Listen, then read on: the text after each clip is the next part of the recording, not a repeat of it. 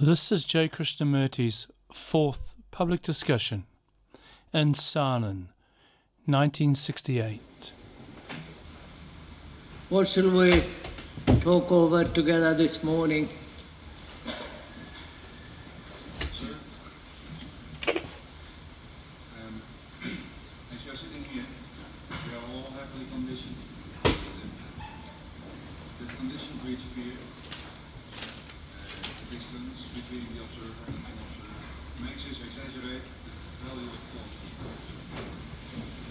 We can see the conditioning, but the entity that sees about is conditioning itself, in the mind.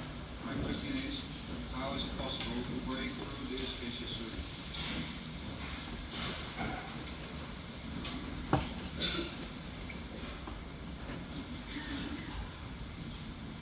How is it possible to break through this vicious circle of conditioning? Both the observer and the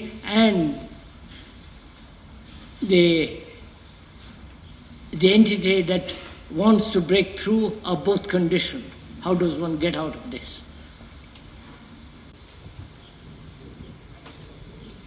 Perhaps this question might be answered in a different way, or same question put differently.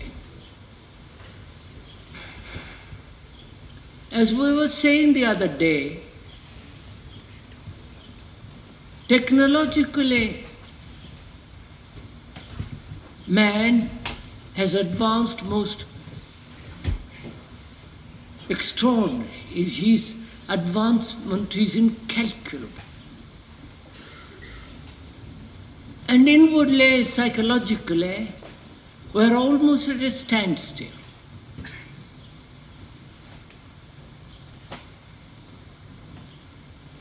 The disparity between this world of technology and this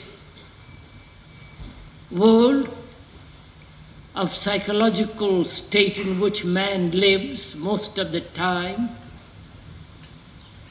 are almost contradictory.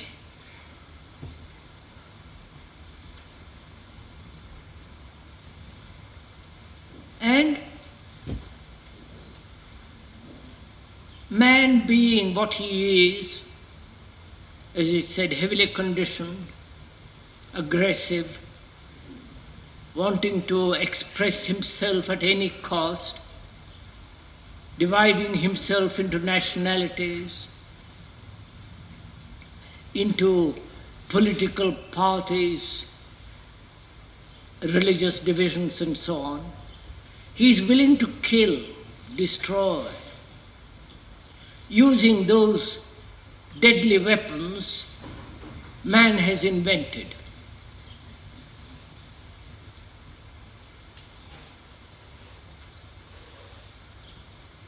And it is very important, it seems to me, to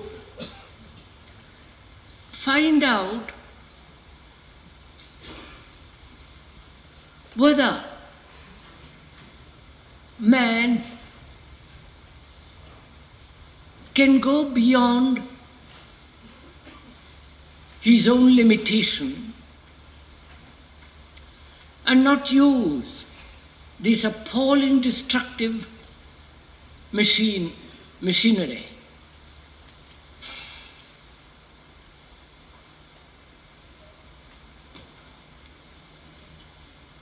I don't know if you have thought about it, or if you have, how you would grapple with this question.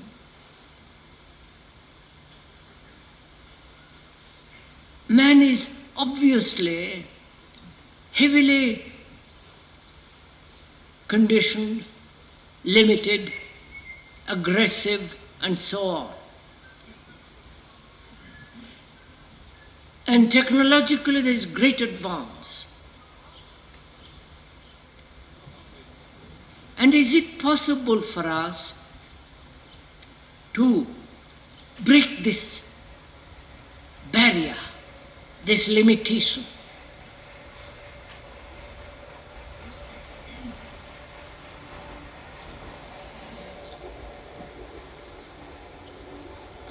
In that question is involved, at least it seems to me, the whole question of will.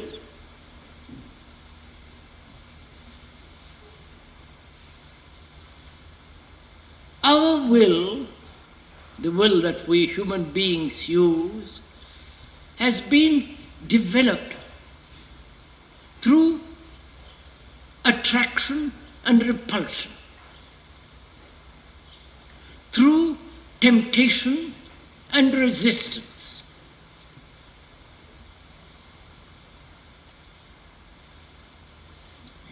And that will has created its own law.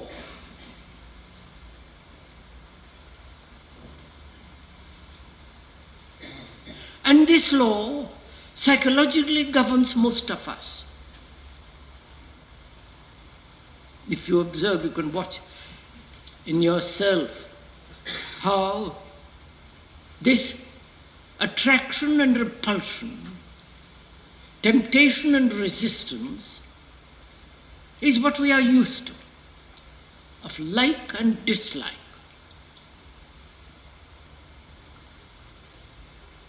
And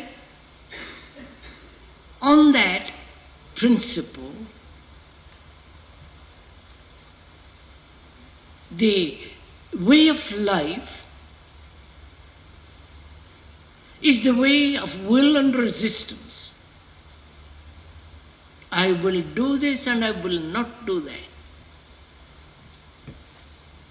I dislike so and so, I do like this one. So in us, there is this quality of will which we exercise to break down every form of those things that we do not like, resist, and resist temptation.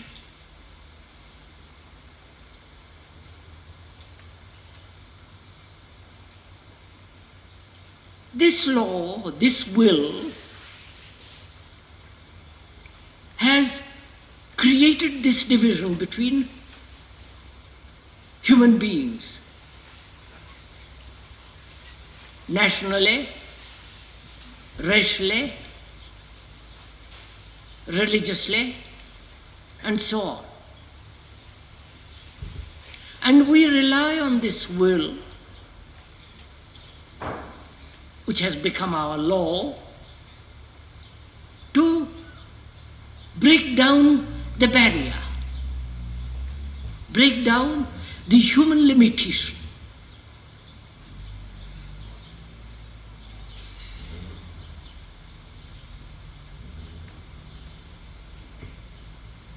And one sees for oneself that the operation of will, as we know it, is very destructive.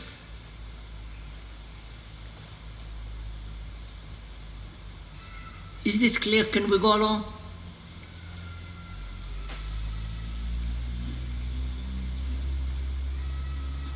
And is there any other form of law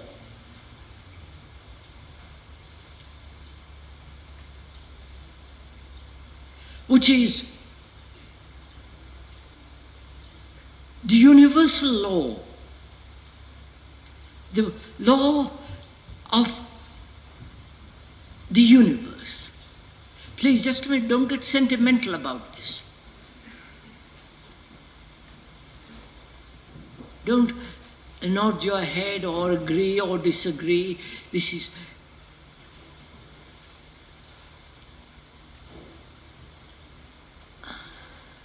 Perhaps the Western mind is not used to this. The ancient Hindus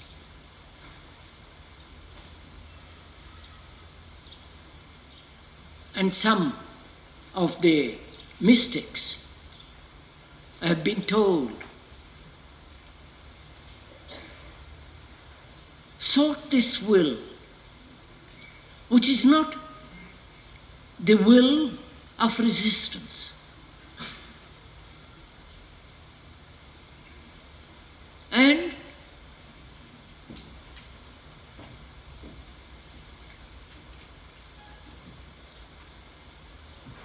can human beings,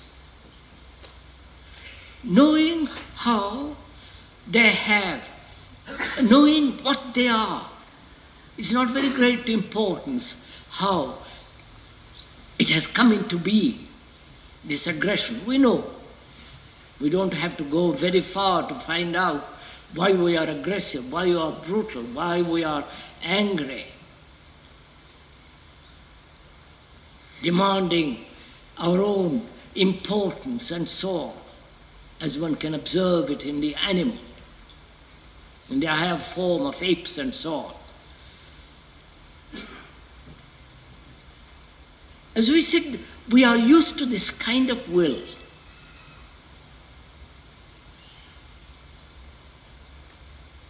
And therefore, it must be in contradiction to every other form of will.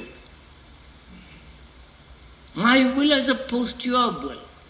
My will opposed to the community. The will of the nation.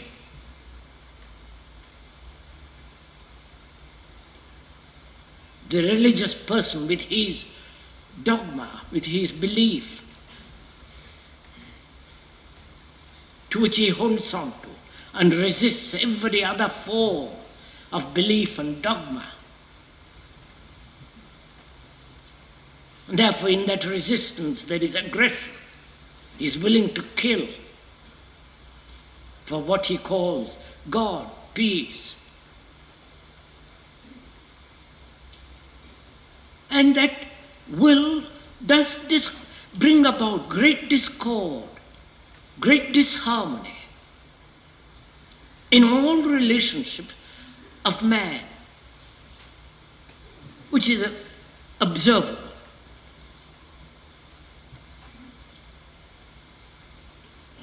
And such a will cannot possibly break down man's limitation.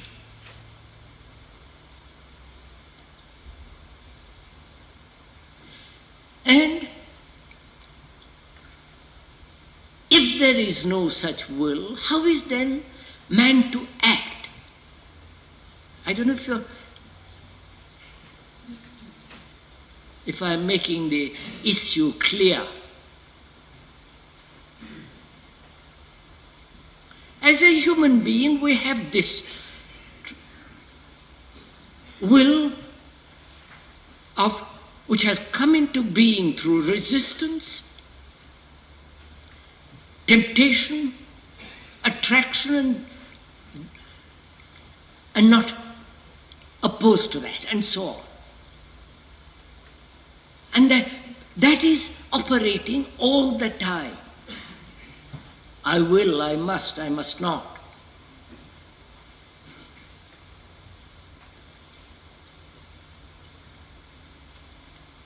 And that creates great disharmony, not only in oneself, but in all relationships.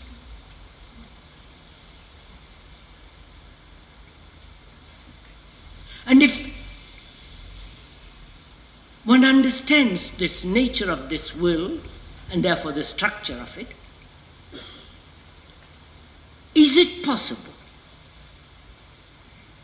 to find a law which is not born of resistance and attraction and temptation?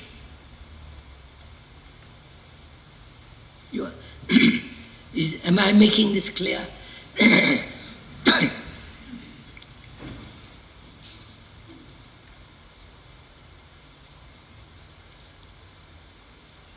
Would you like to discuss this?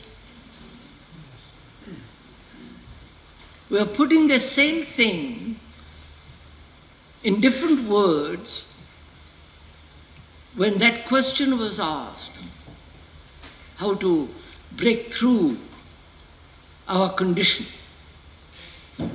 The observer himself, who is the will, is conditioned. How can one get out of this vicious circle?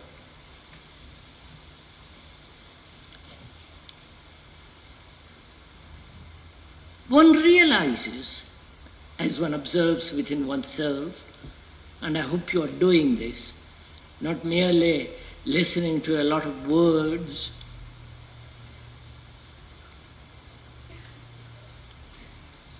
one realizes this will can never be free. This will must always create antagonism. This will must always divide as mine and yours. Not that there is not my coat and your coat, that's very simple. This will must beget division and therefore war. Not war of destruction only, but war within oneself. Right? And so, not being able to get out of this dilemma, one says, I'll wait for the grace of God, for some miracle to take place, for some outer agency that will, by chance, open the window.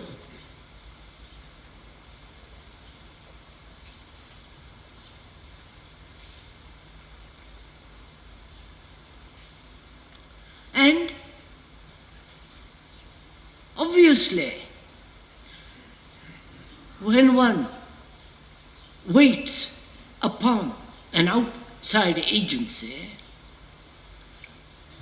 that brings great calamity.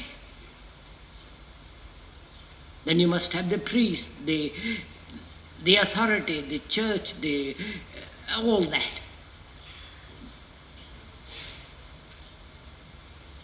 So, as this will cannot operate except within its own limitation, and therefore breed more antagonism, more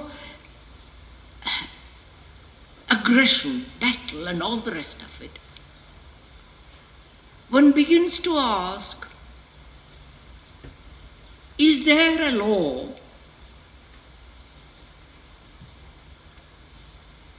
a universal law which, finding it, may solve all these problems? Is this, don't please translate the universal law as God, as super-Atman, or the higher soul and all that. This is much too serious, much too extraordinarily important not to cover it up with a lot of silly words.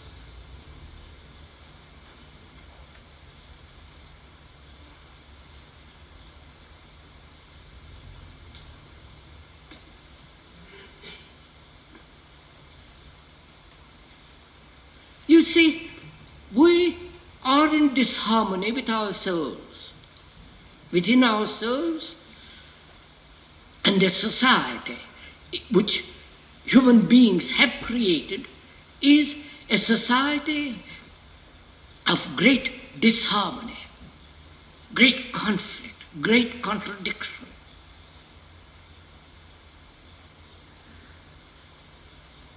This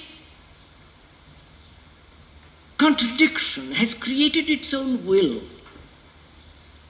It has bred its own laws.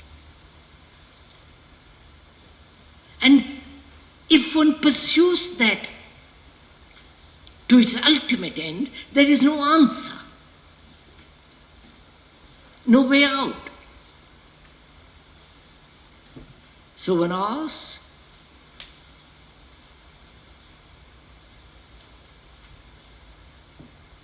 if there is an universal law, how is the mind to come upon it?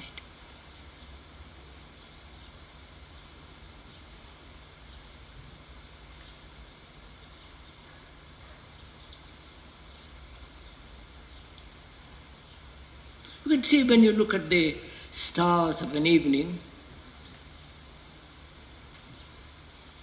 there is great order, great beauty.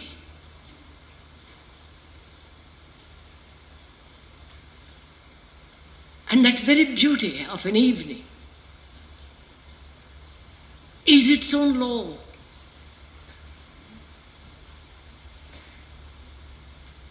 There is no disorder.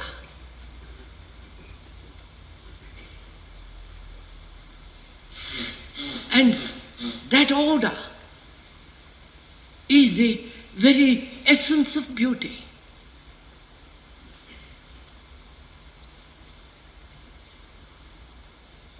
But we live in disorder.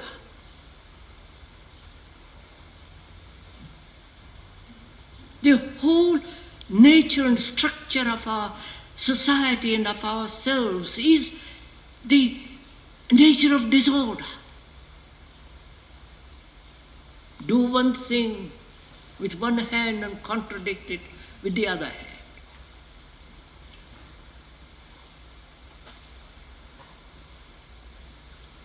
And this disorder is part of this will.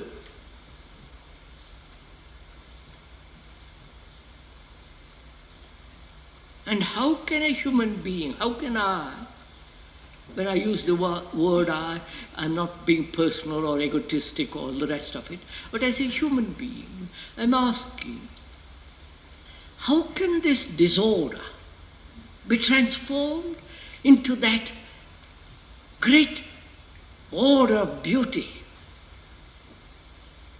great harmony, in which there is no contradiction, no struggle, no disarray. Therefore, an existence in which there is no operation of a will which is not the law of the universe. I don't know if you're following all this.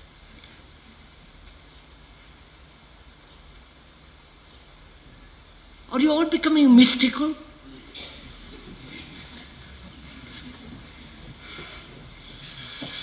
Closing your eyes and going off into some fantasy? I hope not. Credo che sia una cosa molto pratica, una domanda difficile. Come io posso trovare l'energia per agire senza volontà, senza l'uso della volontà? Bene. How can I have that energy which is not born of resistance and temptation, which is will? You understand? That's the question just now asked.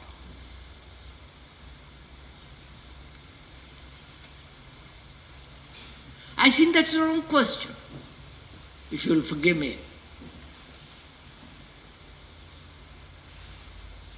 We have abundance of energy.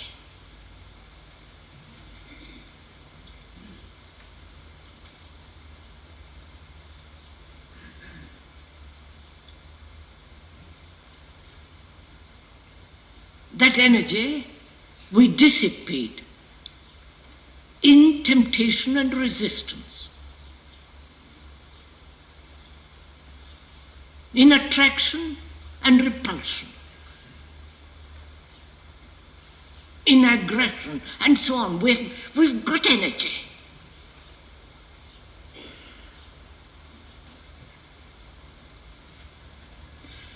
And this energy,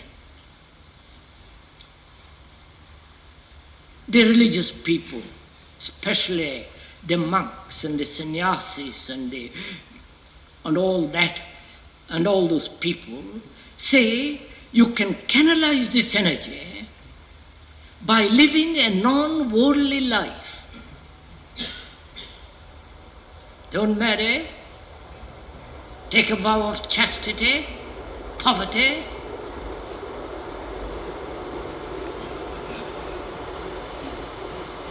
and obedience. Obedience to the higher abbot, higher, the hierarchical system of obedience. Obviously, such an abstraction from the world is just an idea, but not an actual reality. You may shut yourself behind a wall in a monastery, but you're still a human being. Sexual, ambitious, imitative, fearful, greedy, jealous, and all the rest of it, which you can see in any monk or in any sannyasi. A sannyasi is a Sanskrit word, will mean the same thing as a monk who has renounced the world.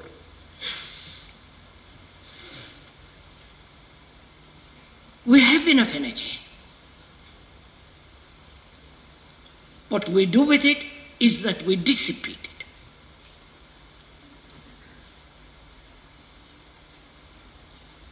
it. As we were saying, when we endlessly chatter, verbally and non-verbally, when there is obvious, I don't have to go into the details of how we waste our energy, but I don't think that is the real question. Here is a problem of real great significance, meaning if we could go into it. The will has created this disorder in society, which is ourselves. And one can observe an order that exists beyond the limitations of man. How can this disorder end and enter into another order? I don't know if you're following what I mean. An order that is a tremendous harmony, beauty, love, of something incalculable, which has its own law.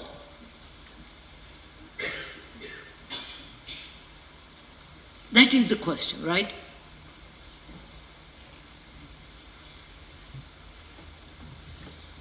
One sees this and one says, well, I will do certain things, follow certain ideas, follow certain concepts, formulas, and hope thereby to enter into the other dimension.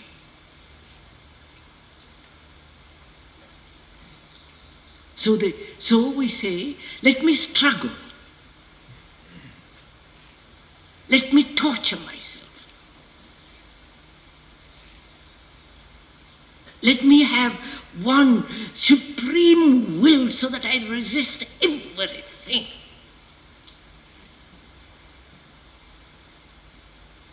Or I will learn so to concentrate, give total attention, so that by some trick of silence, enter into the other dimension.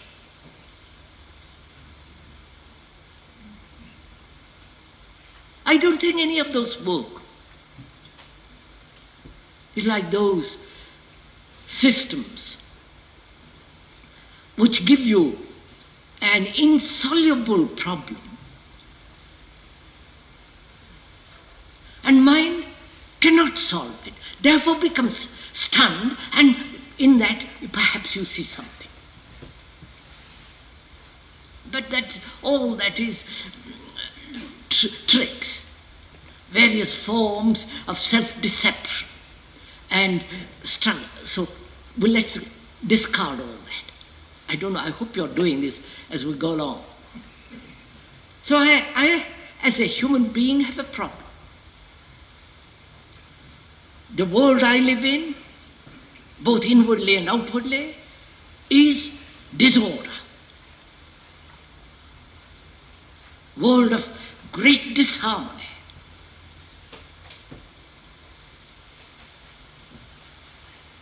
And this disharmony, disorder, is created by every human being. And therefore, he has built a society which is also disorder. Right. And as when you look at the stars, at a tree that grows splendidly,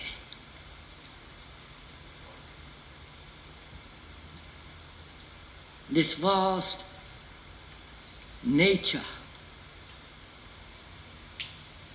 and the sky above it, the splendor of an evening, the movement of the stars.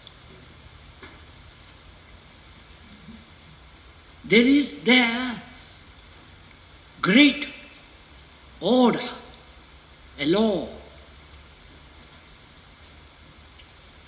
which is the very essence of beauty. And how is a mind that is so caught in disorder to enter into that order in which there is no disharmony at all? Is the question clear now? Bene. Now you answer it.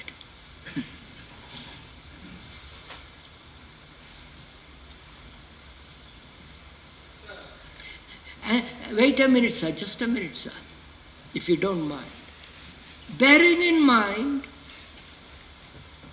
every form of effort is a distortion. Effort implies resistance, attraction.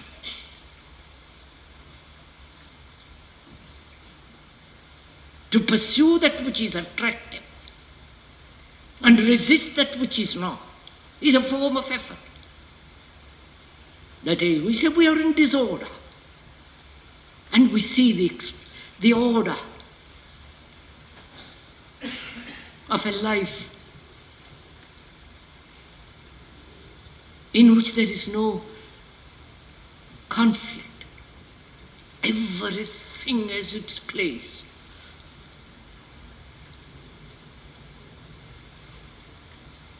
And I say to myself, I see this, and how can this total order come into my existence? How can I live it? And also I realize every form of will with its resistance and so on has no place in it. The will, the disorder, is the observer. The entity, the me, the ego, He is the very essence of disorder.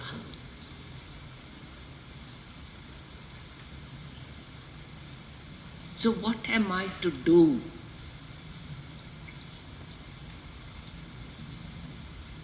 And man has tried every way. You understand? Worshipped gods, waited upon gods, followed a formula, became a monk, took various forms of vows. All of them entailed conflict.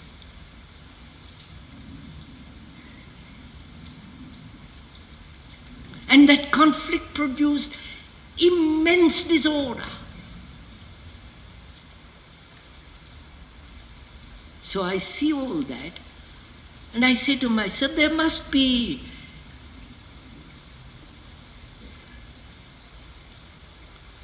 a way, no, not a way, but an approach which must be entirely different. Right?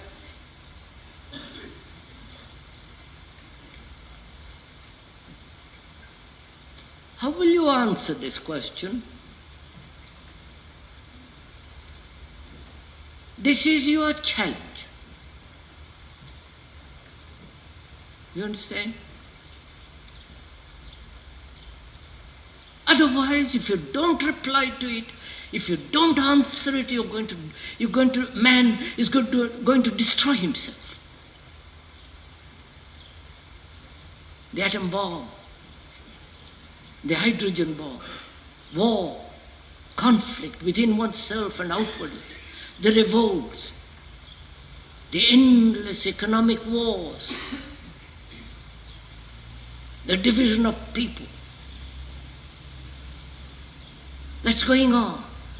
So you must answer this challenge.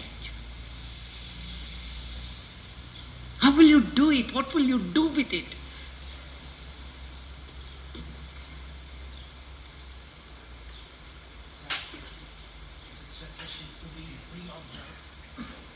Is it to be? Is it sufficient to be free of will?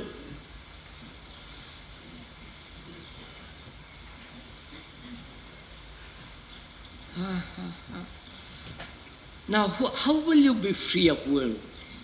Who is the entity that's going to free you from will? No, please see, don't put it into such small frame, the question.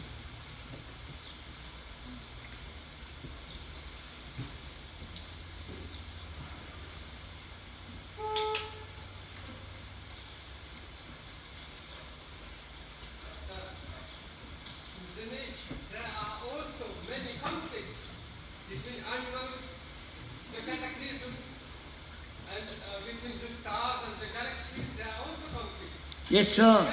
Yes, sir. Yes, sir. I know all that. I know all that. We know all that. Oh, there is. You see, for you and me looking at the galaxies, we call that disorder. It may be order. Don't bother. You see, you don't get the essence of the question.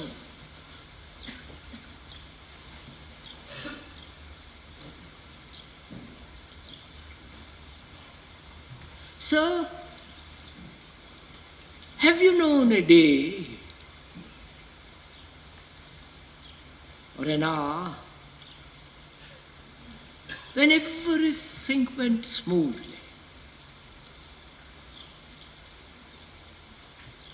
When there was no friction, when there was immense delight and bliss in your heart.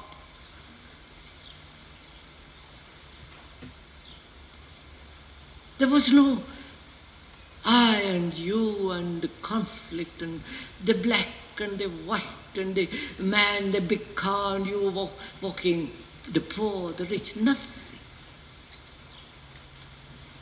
Have you had a day like that?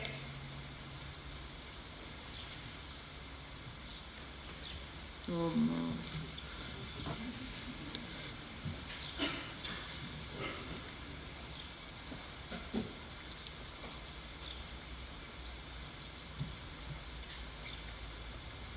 Have you had a day when there was no space at all, no time? Don't you know all these things? Don't be.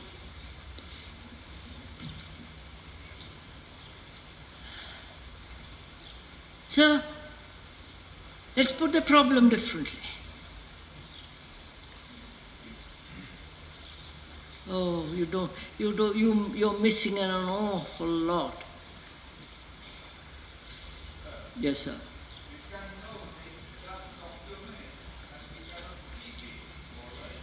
We know this state of bliss for a few minutes, but we cannot keep it. You can't keep it. If you keep it, it rots.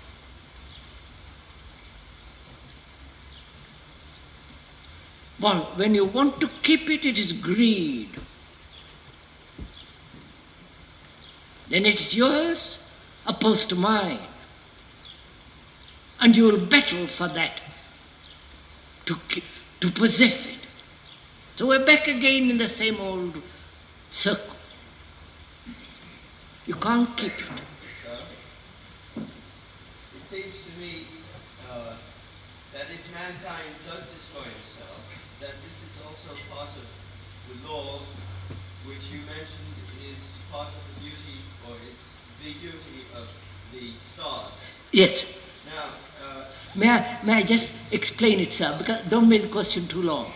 What we're going to say, sir? I was to say, I'm not interested in saving mankind, but it seems to me that the direct solution is for a person to do what he wants to do, and to really know what he wants to do by having his desires communicate, understand each other. He says, I'm not interested in saving mankind.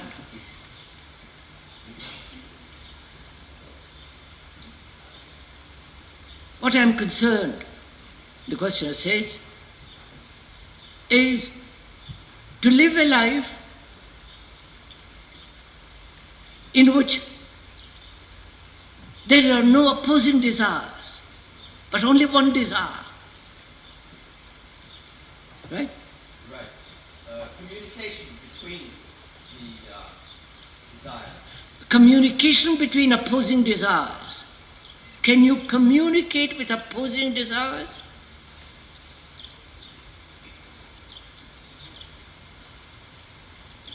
Yes. Or, wait sir, or the very nature of desire is to create its own opposite.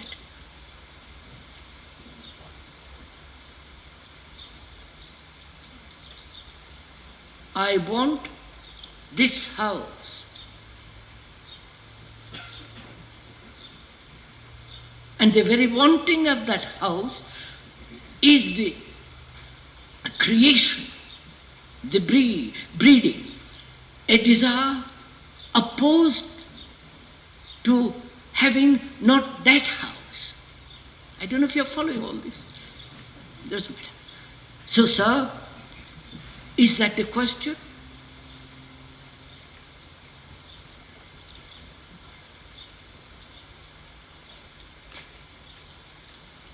If we are not interested in saving mankind, I don't think anybody wants to save mankind. We want to save man, which is you, which is myself. Man, human being.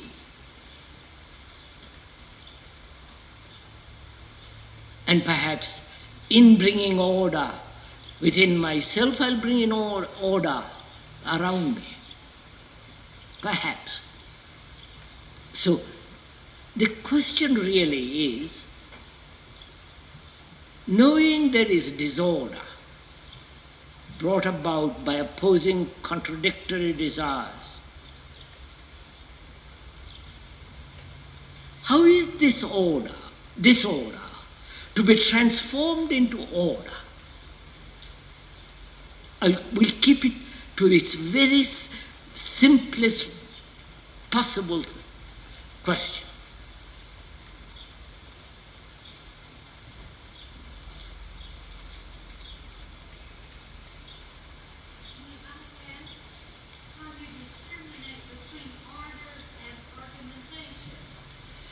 How do you discriminate between order and organization? Disorder and organization? Order and organization. Will organization bring about order? To organize.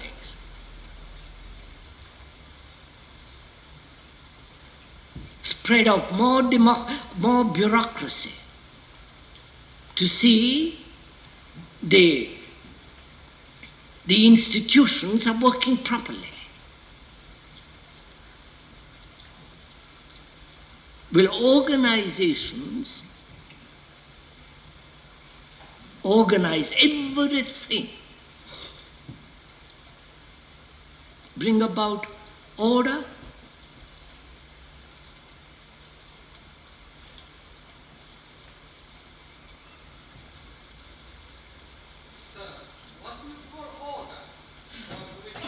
What do you call order?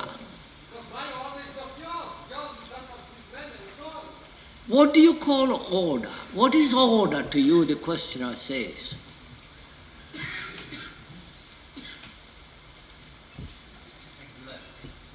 Huh? What's that? Order, regularity? What? Wait. Now we're off.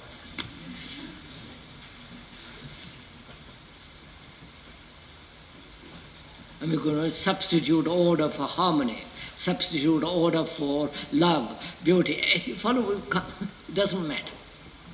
Now what do you mean by order? What do you mean by order?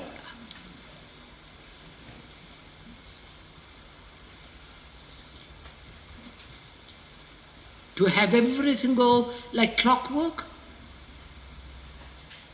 Repeat, so that you're never disturbed? Habits that you have cultivated and never to be shaken again? Order of going to the office every day and coming back home, breeding and so on. And therefore avoid any form of disturbance, students' revolt, revolution, communism, you follow? Anything to avoid disorder and to hold on to what you have, and that you call order?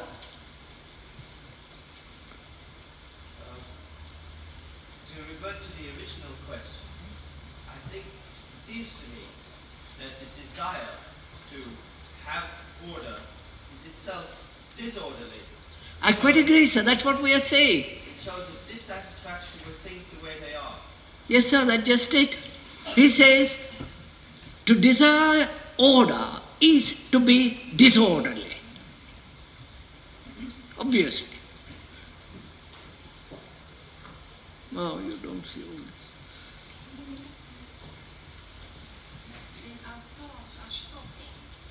When thoughts stop, there is order.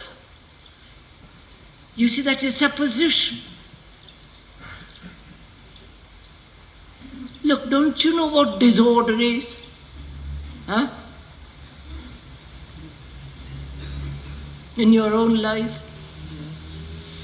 Not an organized house which runs beautifully, but I'm not talking of such organized entity who has no trouble at all who goes, functions like a clockwork, does everything automatically, never disturbed. That's not order.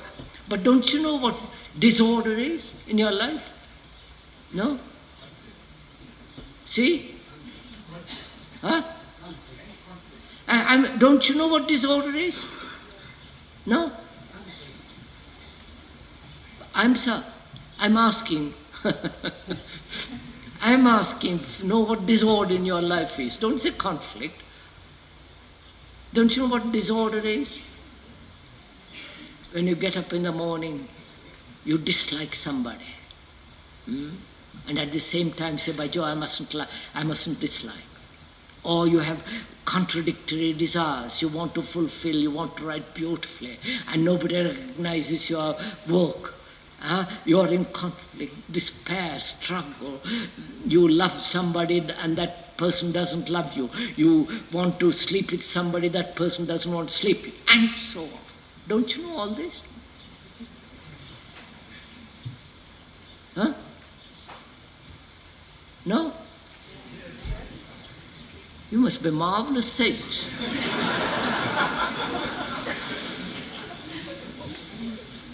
And I hope you are not saints.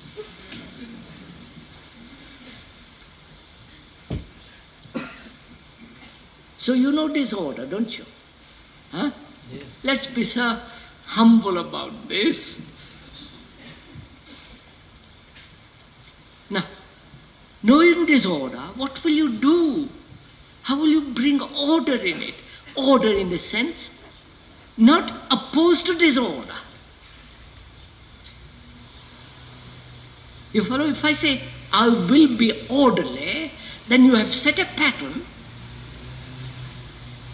a formula, and that according to that formula you're going to live, which breeds disorder. Right? So how will you bring about order in this chaos?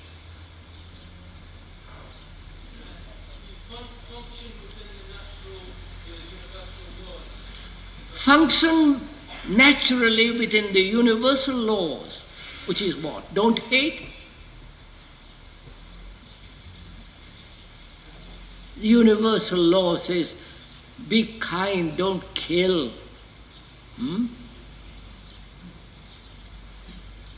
And the certain species of animals don't kill each other. They kill other species, but we kill our own species. There are these universal laws. Love, be kind, but apparently we can't.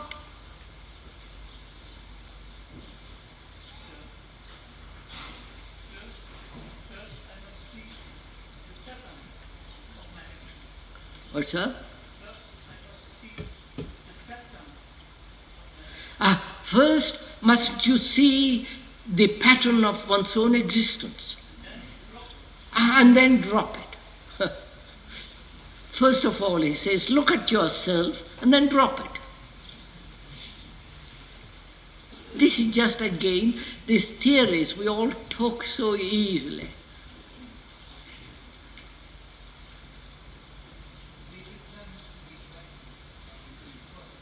What's that?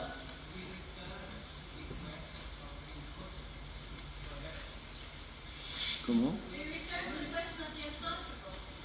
We return to the question of the impossible. Oh, we dropped it yesterday. Don't let's go back to yesterday.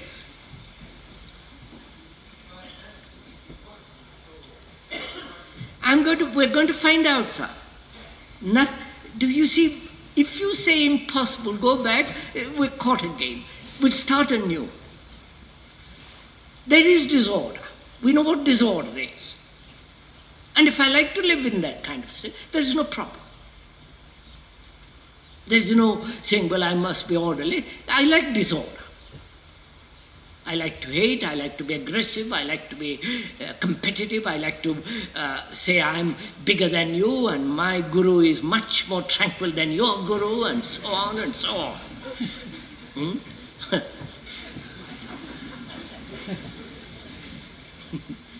Right? That's quite fine. Yes. Or let's start with like I like and I dislike. You have to go out of it. Yes, sir. How am I? I live in a world of like and dislike. I just have to step out of it. Is it? I give it up. I don't know what you will do with it.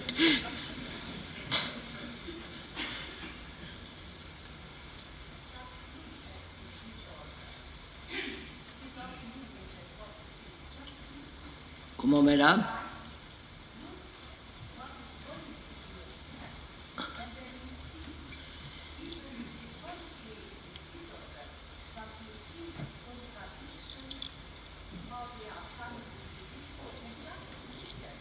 Yes, madam, that's what we have been saying. Oh Lord, must we all begin all over again? Ma la domanda era posta così. Io sono nel disordine, su questo siamo tutti d'accordo. Come posso andare nell'ordine? La domanda, secondo me, è posta in una maniera sbagliata, perché io quell'ordine non so che cosa sia. Bene. L'unica cosa su cui posso restare è di capire bene, di vederlo in una maniera indiscutibile che sono nel disordine. Sì. È l'unica cosa che posso fare. See. The question is, I am very well aware of my disorder. I know what disorder is. It's in my life. And how am I to move from this to that? To that being order. Right? Now, how will you do it, sir? That's your challenge. Don't ask me, what will you do with it?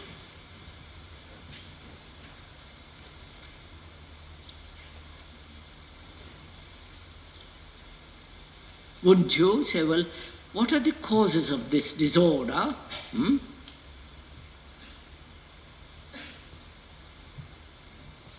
Work it out very carefully. What causes disorder in one's life?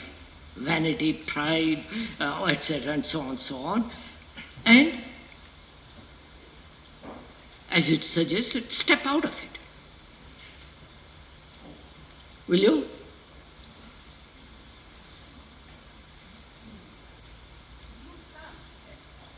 Huh? Oh, Mira. Of course not, but that is what has been suggested. Step out of it. Somehow do some trick to get out of it. So you see, what will you do? You're going to leave in 4 or 5 days, and you have this problem.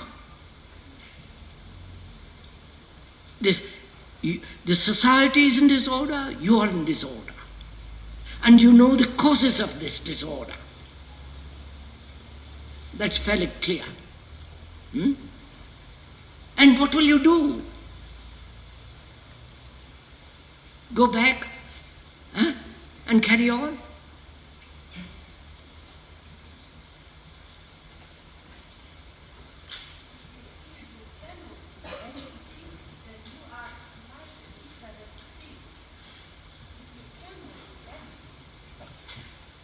You cannot do anything. Then, madam, I understand that.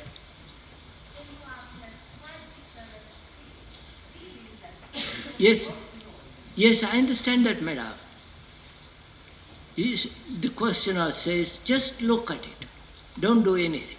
Just look and you enter into the different dimension. Yes, madam. Really, yes, I understand all that. But that doesn't solve the problem. I don't know how to look.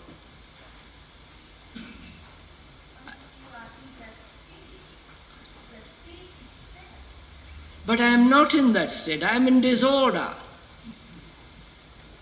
I am messy. No if.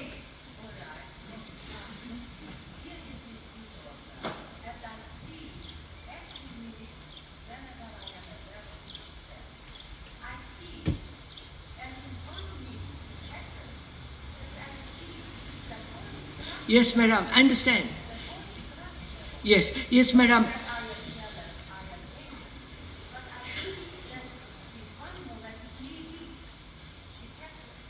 I'm not, I see, madam, I'm not interested. It may happen. I'm hungry. I'm very hungry. I say, you come and tell me, well, look at it, and you may have food. But I'm not, that is too old. I'm sorry. I am in disorder. Don't tell me if you do this, this will happen. That is no reason. Here is an actual state. What am I to do?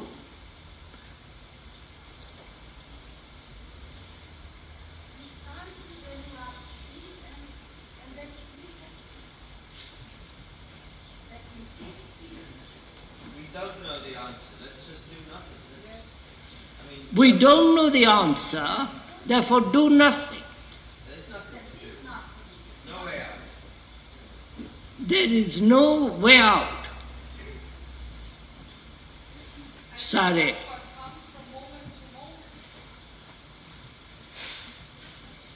Is this the way you would answer if you are ill? Very seriously, have pain of some kind? You would do something, wouldn't you? Right?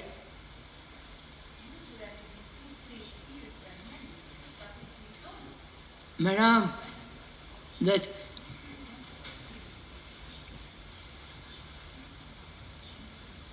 look, sirs,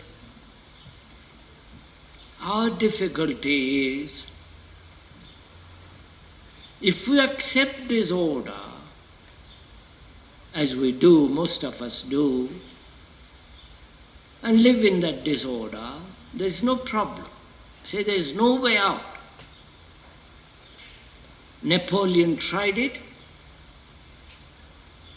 The churches have tried it to bring a universal government. They have not succeeded. Therefore, it's impossible. If you accept that formula, then that is impossible. But to me, that is that doesn't mean anything. I want to find out. I want to live differently. I'm not saying you should. I want to live without any disorder in my being.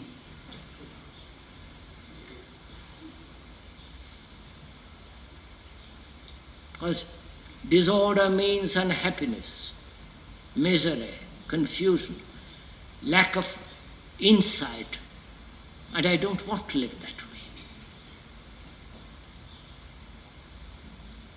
I must find out. I'm curious. I want to go beyond the limits.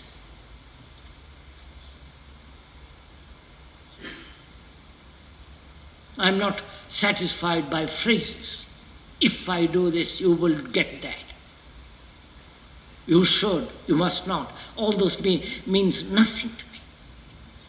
They are too childish, too immature. So I say to myself, what am I to do? Is there anything that can be done at all? Because I realize any action on my part will breed disorder.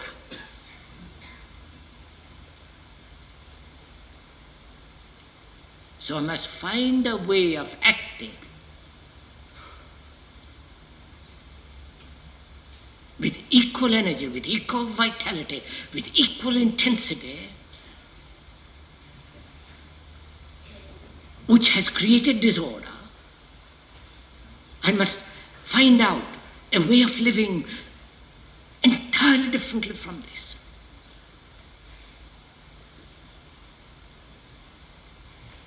If there is no way, I may just as well commit suicide, which most of us do unconsciously, not physically. We say it's impossible and withdraw. I don't want to do that. So, I realize very clearly what causes disorder.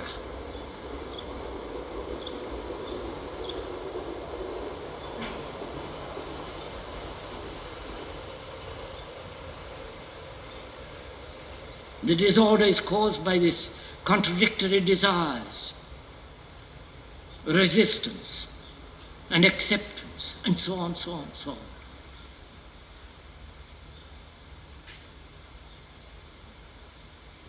So my eyes are very clear now because I watch this. My eyes are not spotted. I see everything as they are, not as they should be. All that, I'm not interested. I see exactly what is happening in me and in society.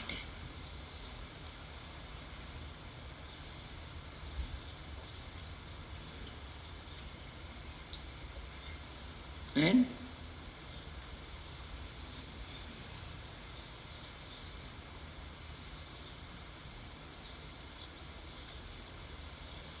you're waiting?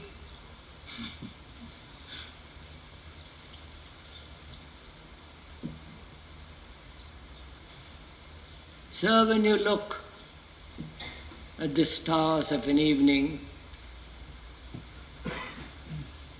how do you look? Through a telescope or with your heart?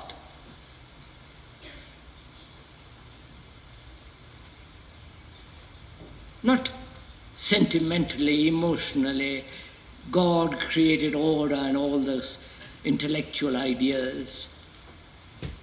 But how do you look at those stars?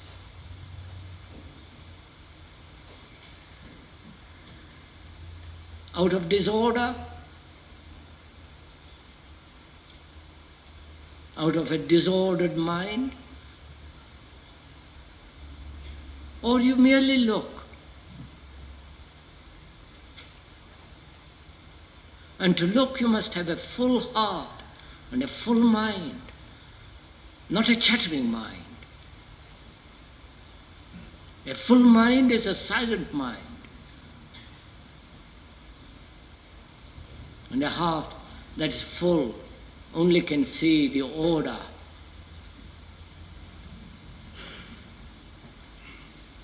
and the beauty of that order.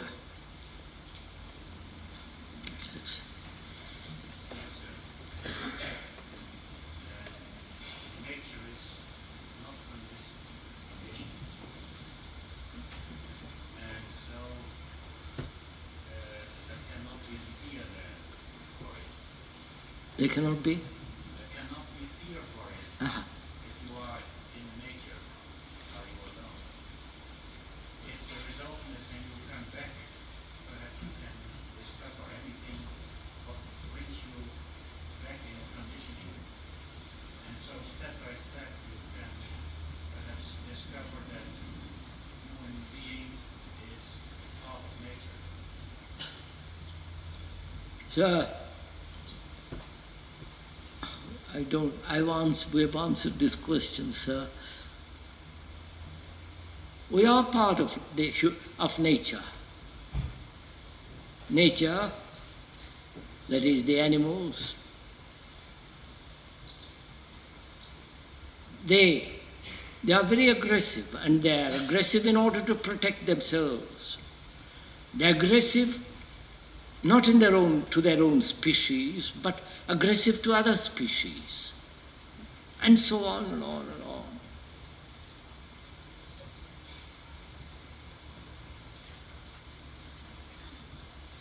So, may I suggest something? Perhaps you'll go out for a walk this afternoon or this evening. Find out. If you're alone in your room, find out. Spend a little time over it. What it means to look. To look with a full mind and a full heart. Not with a cunning, petty little mind, which is always reasoning, fighting, chattering. But a mind that is full, therefore it's very quiet, like a full, rich river. There's great volume of depth behind it, of water. Find out. And perhaps you'll know how to answer or how to be out of this disorder.